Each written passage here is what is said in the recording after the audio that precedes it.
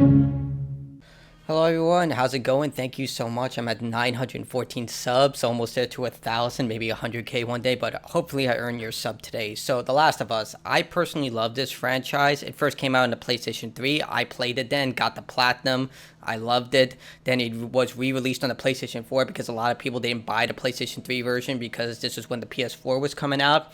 It was a good update for the game, and then it was updated again because of the HBO show, which was wonderful. I loved it as a Last of Us fan, and even though the PS5 version was okay, even though they overcharged for it, $70 was way too much. It was basically just updated cutscenes, and while the cutscenes were extraordinary, the story still holds up.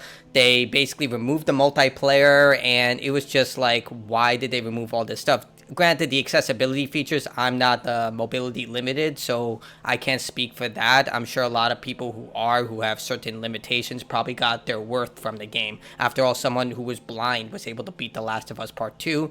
So I'm glad for more accessibility options, and if that $70 was meant to offset that type of development, I'm more than happy to pay for it. Either way, I do argue that if you are mobility limited, to get the PS4 version, because you get the multiplayer, which we're going to talk about, and the multiplayer is still very much alive. A lot of people play the game, but it is lopsided, because if you have the automatic shotgun microtransaction, you basically can own anyone in the multiplayer. Either way, and The Last of Us Part 2 was a thing. Personally speaking, I wasn't a fan of it. I got the platinum in that game, so if people think my opinion is unwarranted, I thought the story was bloated, extremely tawdry, and had too many plot holes. I understand what they were going for.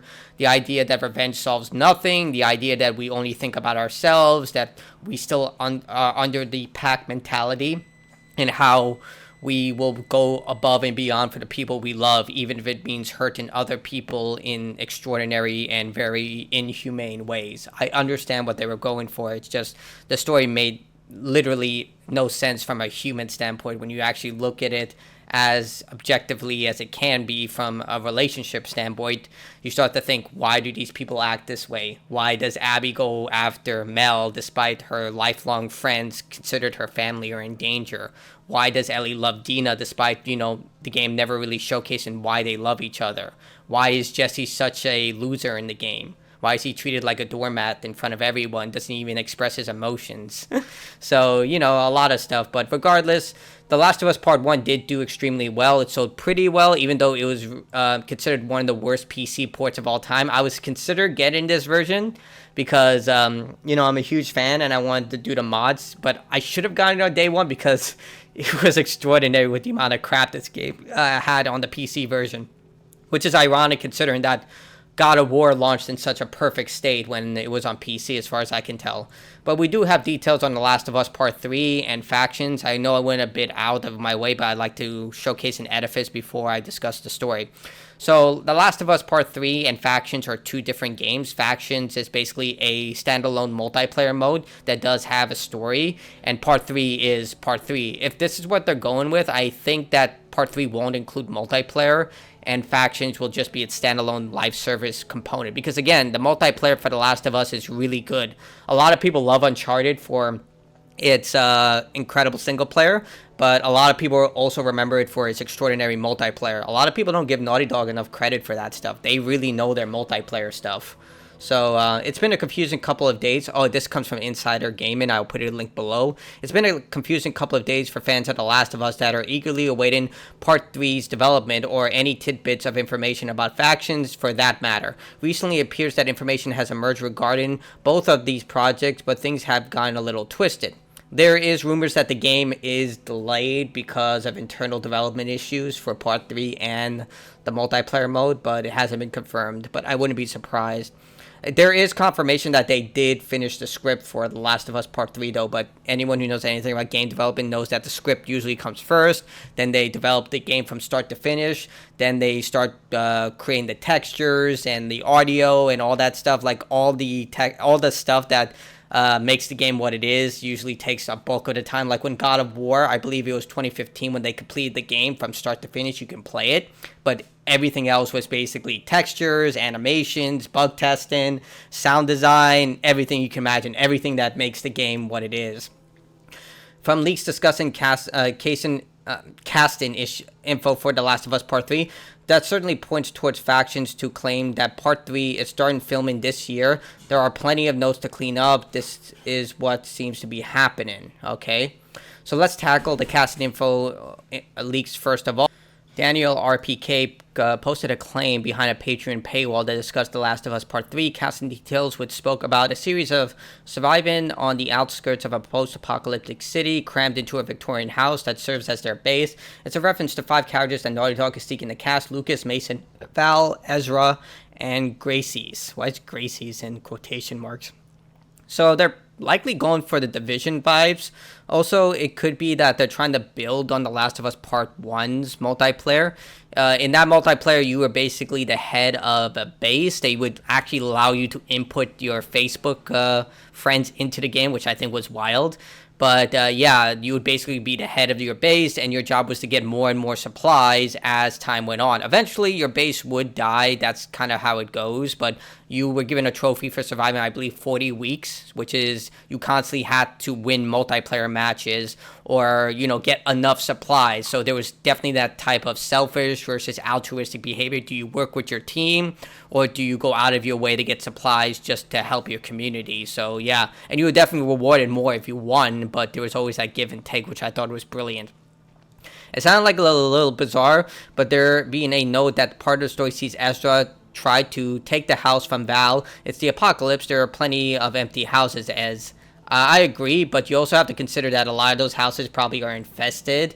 They probably don't have the same level of defenses. You have to think of it from a post-apocalyptic situation. Does that house have working electricity, plumbing, stuff like that? Like, big cities tend to have plumbing systems that are designed to work even outside. Like, if humanity ever failed, New York's plumbing system and electricity system has been built so it will last a bit longer. But you have to consider that. There's also the idea of like food storages, defense purposes. Do the windows still work? Are the doors still working? You start to think about all this stuff, and I'm sure Naughty Dog is also thinking about this stuff. Given that there is absolutely no mention of the core cast or the story from The Last of Us Part 2, it's highly likely that if this leak is found to be true, it concerns factions, the upcoming multiplayer, potentially an extraction shooter coming from Naughty Dog. Honestly, that does sound like a good idea. Again, it's building on The Last of Us Part 1, where you're part of a community, you have to get supplies, but I mean, it'll be interesting how the story comes out. So let's talk about Part 3. On Twitter, viewer Aaron offered more information about the assumedly in development Last of Us Part 3. Well, it's not assumedly, it's definitely in development. The game franchise has sold millions of copies. They stressed that they've heard Ellie is the least important part of Last of Us Part 3, as she was in Part 2. No, she wasn't. She was equal parts with Abby as important. Like, if you say the least important character, that means that character could be removed and nothing would really be lost in the story. Like Jesse. Like I stated, Jesse was treated like such garbage in the game. If you remove Jesse, nothing really changes within the game. At least nothing would change with me. Like, you just have, this character who just dies. But yeah, she was important in The Last of Us Part 2. As that major filming is happening this year. That as much as we know about The Last of Us Part 3, and even that is an unconfirmed note at the present. In December, it was claimed that Naughty Dog's next game is The Last of Us Part 3, and in May 2023, Naughty Dog came out and said it would be delaying The Last of Us Factions, or whatever the multiplayer would ultimately be named anyway. I think they delayed both of them because likely they want to release Factions first, then The Last of Us Part 3. Would you be more excited to receive, a new single-player game or multiplayer game? I mean, equal parts both, because, like I stated, the multiplayer for The Last of Us Part 1, specifically the PS4 version, is still healthy. A lot of people still play it because it's that fun. Naughty Dog has a good reputation for delivering very exciting and thought-out multiplayer modes, so either one would be good. It's how the monetization system is going to be handled that I'm worried about. Like I said, The Last of Us, the first one's multiplayer has a really big issue with the automatic shotgun, and that's a paid item. You get that item, and you can basically rinse anyone in the game. So it's really about multiplayer balancing that I'm worried about. As for the story, yeah, I'm a little bit worried because of The Last of Us Part 2 and how that story was handled. I mean, technically, this has never been really confirmed, but a lot of people say that it was supposed to be what The Last of Us 1 was supposed to be about. Like, there are rumors out there that Naughty Dog, specifically Neil Druckmann, wanted the story to be about that Joel takes Ellie across the country and then Tess goes to hunt him down. And that's what, well, technically what The Last of Us Part 2 was about. Abby going across the country to hunt Ellie, and then Ellie doing the opposite to Abby. But the original writer for the game shut that down and revised the story to be what it is today, and I think it's way better for it. So I'm a little worried. I hope that someone will, like, challenge Neil Druckmann about this. I've met the guy. He's very nice and he's very passionate for what he does. But if it does turn out to be true that there's no one, like, doing a checks and balances on him, it can lead to a lot of, bold story takes that don't really go a lot of ways that you hope they will. Like I stated, the Part 2 story really has a lot of plot holes, a lot of leaps of logic, and generally the people don't act like people. They act like just, caricatures of people, if it makes sense. The fact that Dina was pregnant the entire time and didn't suffer a miscarriage is alarming on its own feed. Like, I told my ex-girlfriend about this story, and she was just like, wait, so an explosion went right near her. She fell from like 10 feet onto solid concrete. She was actively fighting bandits and being shot at and fighting infected, if you look at the diary. And on top of all this, she was also galloping on a horse for, the entire ride across the country. It's just like, when you start to talk to women about this stuff, they're just like, how is she still pregnant? It's just, it's very confusing about the story, but I don't know. Like, it's like what happened with Zack Snyder with that zombie movie he did. I also watched that with my ex-girlfriend, and we were just, like, so confused about who the hell wrote this story. Because she was a professional writer, and I'm, like, I would say an average writer. I do a lot I'm a game journalist. I do that stuff. But even then, I was just like, who the hell approved this story? Batista couldn't lift up a mattress, but he's shown that he can literally flip a card table which weighs hundreds of pounds with one hand, no problem.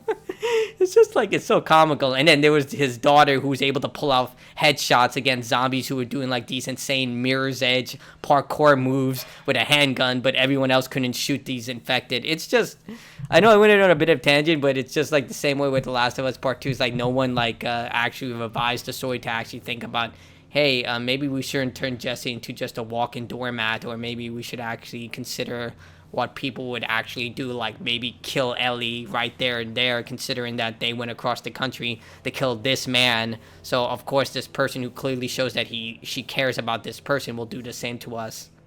It's just all that confusing stuff. Either way, as for predictions for The Last of Us Part 3, I strongly believe that it is going to star Abby. That it's going to be about Abby looking for the, fireflies, and she's going to be the star of this story, because it's basically highlighted within Part 2. They're trying to make Abby the new Ellie and Joel, Mel and Abby.